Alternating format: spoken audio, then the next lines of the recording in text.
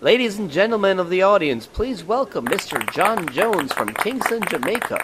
Mr. Jones here is actually eschewing, some would say, the equal opportunity of the spelling bee, giving words like hat, rat, and bat, causing the other contestants to be jealous. Easy, Mr. Announcer. Cool, no, Mr. All right, Announcer. Mr. Jones, are you ready? First, before we go in and spelling, more I say big up man like Mucky, big up man like Fingers, Blocker. You don't know, say big up the whole man them from Canton Spring. All right, Mr. Down Jones. a yard, back a yard, round a yard, in a J-A-M, Jamaica.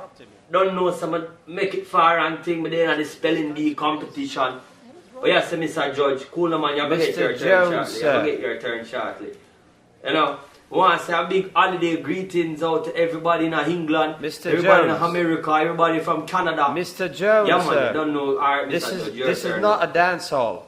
Yeah man, we're ready. No more big up. Are you No sure more you're big ready, up, Mr. Jones? Different still though, before you continue, make sure say give me an easy word. Cause anyhow you not give me an easy word. Alright, you don't know what things are going to come here for win. Mr. I Jones, want to stay in America, you know? Mr. Jones, sir, you ready? Yeah man. Your word is at.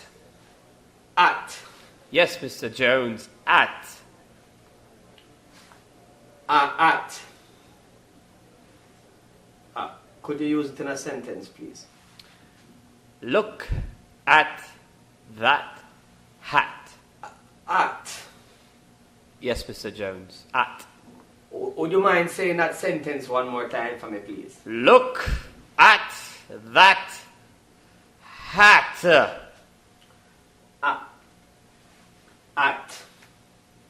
Please, would you spell the word already?